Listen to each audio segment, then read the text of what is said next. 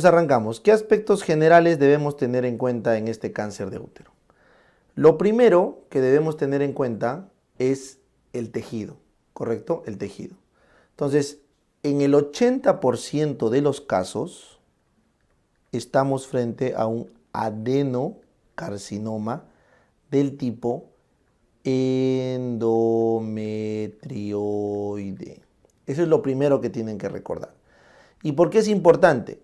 Porque el adenocarcinoma endometrioide es aquel que se relaciona al exceso de estradiol y a la caída de progestágenos. O sea, su componente fisiopatológico principal, hormonal, es el exceso de exposición tanto a la estrona como al estradiol y la poca exposición a progesterona. Entonces, el patrón de crecimiento, como ven acá, es glandular. Esos huecos que estoy dibujando son las glándulas. Todo esto son glándulas, patrón glandular. Y ese patrón glandular, correcto, similar al tejido original, es el que le da esta característica. Por eso es que les pongo esta imagen, para que nunca se olviden, que los adenocarcinomas endometrioides justamente son aquellos que comparten los mismos factores de riesgo que la hiperplasia endometrial y son los que vienen de una hiperplasia endometrial atípica, ¿ya? Entonces, ¿cuáles son esos factores de riesgo? La edad, la terapia de reemplazo hormonal, ¿correcto? La edad avanzada, terapia de reemplazo hormonal sin oposición con progestágenos, tamoxifeno. Recuerden que el tamoxifeno es un SERM. SERM es un modulador de los receptores de estrógeno selectivo que bloquea el estrógeno en la mama, pero hace un efecto agonista en el útero. Menarquia temprana, menopausia tardía, te exponen muchos años a los estrógenos. Nuliparidad y SOP te quitan exposición progestacional, ¿correcto? Porque si no has tenido hijitos, tu cantidad de progesterona es menor de las pacientes que sí tienen hijos.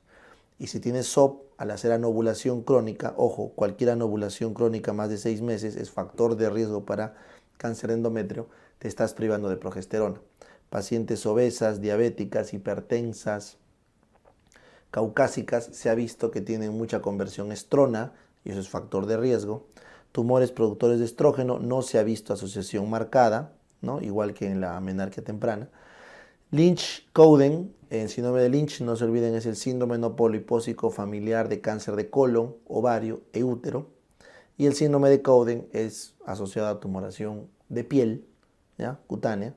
Y la historia familiar no se ha visto como tal marcado. Sin embargo, el síndrome de Lynch, correcto, hace que este sea el cáncer hereditario ginecológico más frecuente, ¿ya? Muy bien. Entonces, obviamente después de mama, pues, ¿no? Después de mama. Entonces, de los factores de riesgo, lo que más les preguntan es esto. Menopausia tardía, muchos años con edad avanzada te expones a estrógenos, riesgo relativo de 2. Nuliparidad, no has tenido hijitos, no te has dado un descanso estrogénico, riesgo de 2.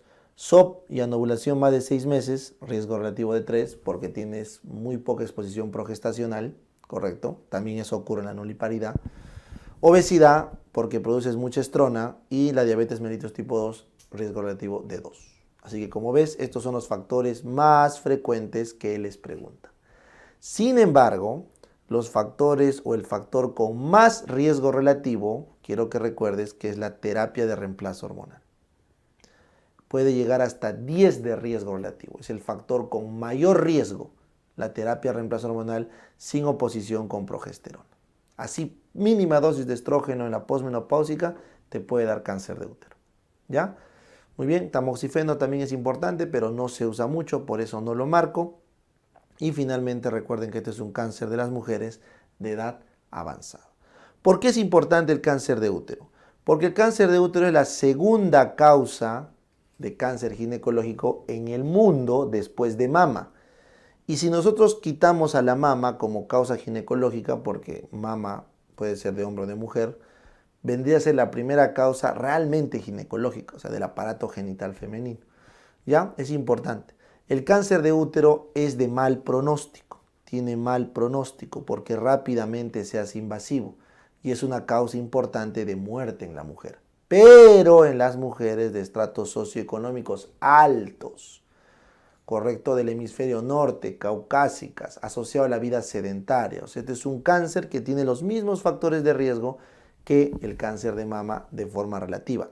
Sin embargo, me estoy refiriendo solo a este 80%, porque el 20% restantes, que son los adenocarcinomas no endometrioides, los papilares, los medulares, los serosos, los de células claras, los adenoescamosos, o sea, el resto, esos no se asocian a estos factores de riesgo.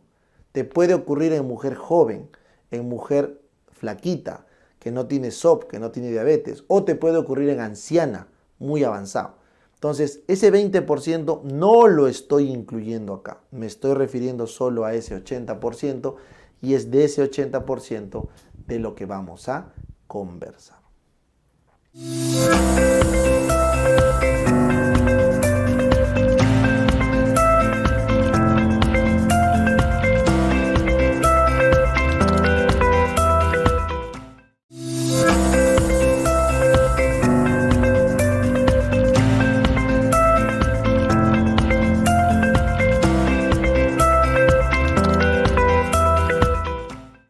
Bien, diagnóstico. ¿Qué tenemos que recordar del diagnóstico?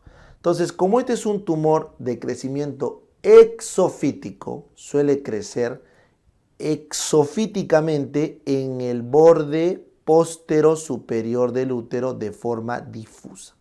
O sea, el crecimiento es exofítico, es en el borde posterior o en el lado póstero superior del útero y suele ser de crecimiento difuso, varios, o sea, por diferentes lugares, difuso, ¿ya?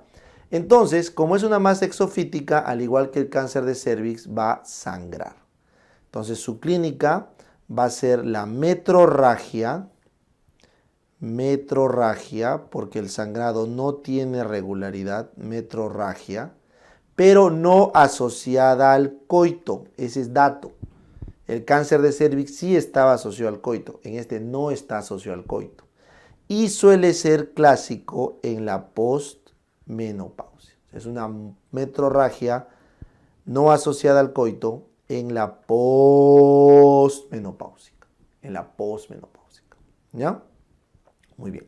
Recuerden que menos del 15% de las metrorragias de la postmenopáusica son cáncer. Pero la gran mayoría, el 90% de cánceres se presentan como metrorragia. ¿Ya? Recuerden, si es un cáncer, va a sangrar. Pero si está sangrando, no significa que sea cáncer. Tienen que tener claro esa diferenciación. ¿Ya? Si la paciente presenta dolor, el dolor abdominal es un signo de mal pronóstico, porque significa que ya se han infiltrado los ligamentos pericervicales. ¿Ya? Bien, entonces, frente a esta clínica de la paciente con metrorragia no asociada al coito en posmenopáusica, ¿qué tenemos que hacer? La primera prueba es una ecografía transvaginal. ¿Para qué? Para evaluar el endometrio. Recuerden que el endometrio, que están viendo todo esto de acá, se clasifica según su tamaño y su composición, o sea, su figura ecográfica. Entonces, en una posmenopáusica, más de 4 milímetros es hiperplasia y más de 7 milímetros si está recibiendo terapia de reemplazo hormonal. Eso es criterio de hiperplasia por ecografía. Y lo otro es si es heterogéneo. Entonces, en este caso, esa imagen que estás viendo está grande, hay hiperplasia, pero es homogénea, no es heterogénea. Si habrían unos huecos quísticos, así unos huecos, sobre todo de color negro, ¿no? Así anecoicos, eso sería heterogéneo. Pero lo que ustedes tienen que saber es que esta eco transvaginal es la prueba de elección en las premenopáusicas. ¿Ya? Premenopáusicas. Porque vamos a hacer un diagnóstico diferencial con el resto de causas de sangrado. ¿Se acuerdan cuáles eran? El PAL, ¿no? Voy a descartar pólipo, adenomiosis, leiomioma. Por eso le hago su eco. Pero si estoy en una postmenopáusica, lo primero que pienso en un sangrado es la malignidad. Y es por eso que la primera prueba que debería ser en una postmenopáusica es la biopsia guiada por histeroscopio. La biopsia guiada por histeroscopio es la prueba de elección para hacer la biopsia y por lo tanto el diagnóstico de una hiperplasia endometrial o de un cáncer de útero o cáncer endometrial en una posmenopáusica que sangra. Entonces, toda posmenopáusica que sangra, de frente te vas a biopsia por histeroscopio. También existe la biopsia por legrado uterino fraccionado y la aspiración endouterina. Son otras dos técnicas, pero la más usada, la más recomendada es la biopsia guiada por histeroscopio. Pero si estás frente a una premenopáusica con sospecha de cáncer de útero o de hiperplasia endometrial, ahí sí primero su eco y después te vas a la biopsia. Ahí sí hay que mantener un orden. ¿Ya? Entonces no se me confundan acá. ¿Eso quiere decir, profe, que a las posmenopáusicas no les hago eco? Falso. Sí les hacen. Por eso probablemente en las preguntas tú veas que a la posmeno le han hecho su eco. No hay problema. Pero la eco no te da diagnóstico. Puede ser una eco normal y tiene cáncer. Entonces siempre hay que llevar a la biopsia en las posmeno. Así que quiero que quede claro que toda sospecha de cáncer de útero en una posmeno es igual a ¿qué? A biopsia guiada por histeroscopio. Es igual a biopsia guiada por histeroscopio. ¿Listo? Perfecto.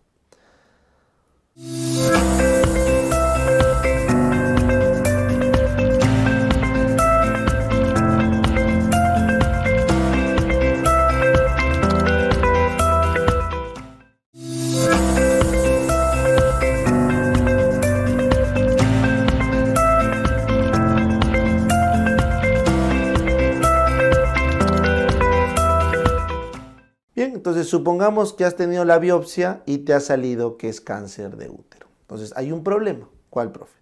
Que el estadio, el estadiaje FIGO para el cáncer de útero requiere toda la pieza anatómica. O sea, requiere todo el útero, los anexos, los ovarios, inclusive el fondo esacovaginal. O sea, para hacer el estadiaje del cáncer de útero requiero la pieza anatómica. Entonces, el estadiaje del cáncer de útero es posquirúrgico. ¿Ya? Entonces, recuerden, cuando vimos cervix, el estadiaje del cáncer de cervix es clínico. Cuando vimos mama, es un estadiaje clínico y luego post-extirpación de ganglios. Cuando vimos ovario, es un estadiaje intraoperatorio, de biopsia por congelación intraoperatoria. Y ahora cuando vemos útero es un diagnóstico postquirúrgico el estadiaje. El estadiaje es postquirúrgico. ¿Por qué, profe? Porque yo necesito saber esto. Necesito saber cuánto del miometrio está comprometido. Entonces, miren, se llama estadio 1 cuando está confinado al cuerpo del útero. 1A cuando ha infiltrado menos del 50% del miometrio. Y 1B porque ya infiltró más de la mitad del miometrio. ¿Y eso por qué es importante, profe? Porque a partir del estadio 1B, yo tengo que en la cirugía hacer linfadenectomía radical y tengo que hacerle quimioterapia porque es mal pronóstico. Entonces, los únicos tumores de útero que pueden curarse y resecarse con cirugía son los 1A. A partir del 1B ya es mal pronóstico. Por eso es importante la pieza anatómica. ¿Ya? Bien. Luego se llama estadio 2 porque ya salió al cervix. ya invadió el cérvix. Y cuando esté en el estadio 2 que invade el cérvix es donde aparece el famoso dolor abdominal, porque infiltra los ligamentos. El estadio 3 es porque ya se pasó, se llama estadio 3 porque ya se pasó más allá del útero. O sea, se ha ido a los anexos, ese es el 3A con A de anexo, o se ha metido a la vagina, ese es el 3B con B de vagina. No, pero vagina es con B chica, no importa. Este es el 3C con C de cadena ganglionar porque se ha metido a los ganglios. Entonces cualquiera de estos ya lo hace estadio 3. Y finalmente el estadio 4A es porque ha agarrado otro órgano pélvico y 4B es porque ha agarrado un órgano extrapélvico. No voy a hablar del estadio 2, 3 y 4 porque hemos quedado que es mal pronóstico desde el 1B. Nos quedamos con el estadio 1A. Entonces, ¿qué es lo que debo hacer como tratamiento en el estadio 1A? Bueno, pues primero habrá que sacar al útero, histerectomía, pero con el cérvix y con la cúpula, por si acaso no esté avanzando, histerectomía radical, sino cómo voy a saber si está avanzado al cérvix o al útero. Más, si este es un tumor hormonodependiente, saco los ovarios, salpingoforectomía bilateral. Y habíamos quedado que la linfadenectomía radical dependía si era 1B en adelante. Todos se van a operar, todos se operan, porque todos tienen que tener diagnóstico postquirúrgico. Pero, ya les dije, la intención, correcto, curativa es solamente en el 1A. ¿Listo? Bacán.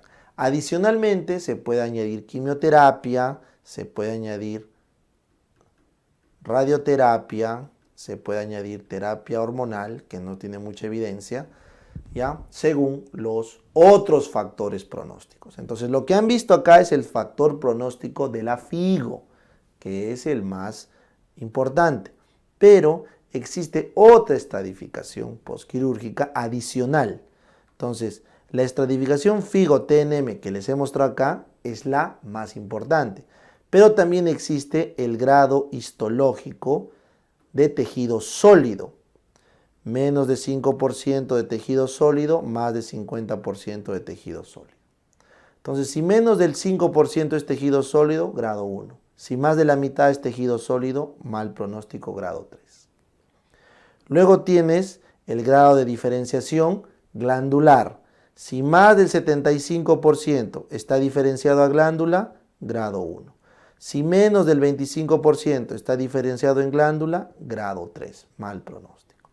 Luego tiene los receptores hormonales. Si tiene receptores hormonales positivos, buen pronóstico. Y finalmente tienes la histología. Los tumores papilares, serosos, de células claras son los de peor pronóstico. Papilar, seroso, células claras.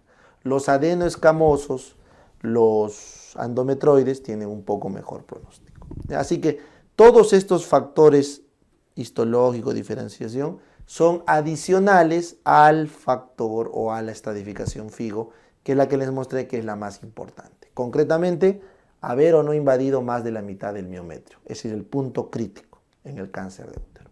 ¿Ya? Bien.